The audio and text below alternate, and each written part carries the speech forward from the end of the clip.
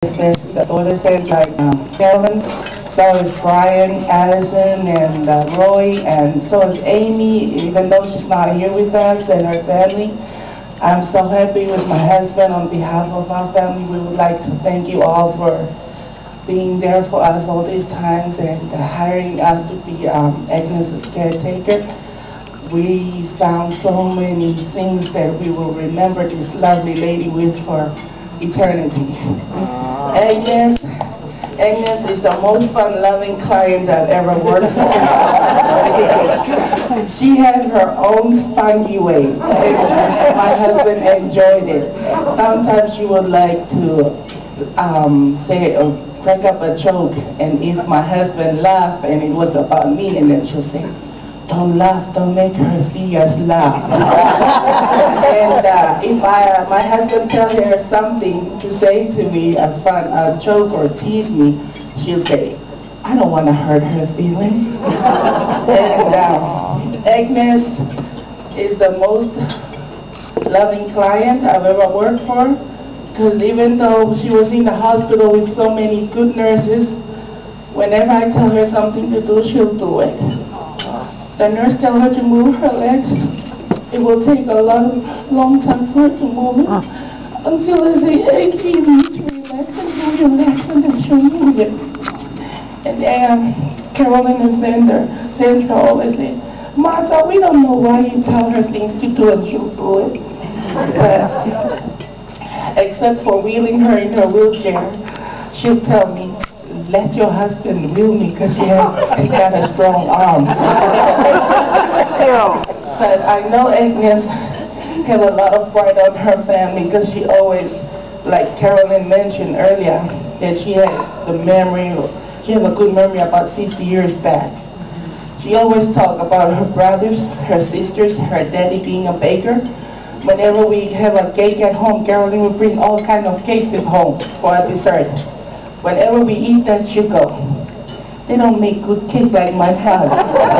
My father always bring home this and that and this, and then when we have salads, she'll go, "We have avocado?" And I say, "Yeah." She'll go, "Oh, back at home, we'll always fight who's gonna have more avocado."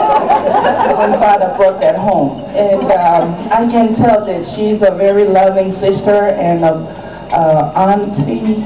And so Denise, I always heard her talk about Denise on her McGavin side. Denise and policewoman Diane. And she's telling us how many brothers married has in the police department. And when we first moved in there, she told us, "You remember, from across the street is a policeman." So, that's Mike and Mary. He is a policeman, and whenever you need something, call him. He will run. He's a policeman. And last week, I think, or 2 weeks ago, she sits home with. She had to sit home with her daughter while we take a few hours off. She always get up, and we came home, and I was wondering about how she's gonna keep standing up to go.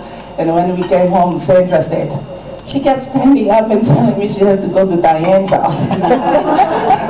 So she loves her neighbors, she loves her sisters, her brothers, her nieces, nephews, but most of all her daughters.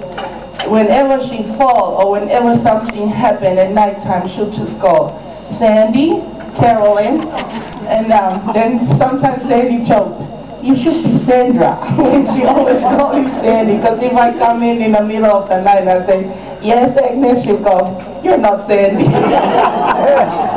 But she loves me. I know she loves me. She loves my husband. She loves my family. My family, most of them, they missed her. They couldn't believe she's gone when I called them up and said, "She's gone." And they go, "What? You guys were just here on the 4th of July and she was so happy." And I said, "Well, God wants Agnes to come home and rest. It's time for her to go back. She fulfilled her task in this world. It's time for her to go back to marriage and rest." But dear family, I know that her pride is in you. She always talks about her brothers, sisters, mother, father, her grandma, her great-grandson, her grandson, and granddaughter. She always talk about them. But most of all, I know that she really loved marriage, because all her love letters from those years back, she always come show it to us. Come from letters from married while he's away. She always come to show it to us. And I said to my husband, see, Agnes, ask him where his love letter for me all those years. And then Agnes said, I don't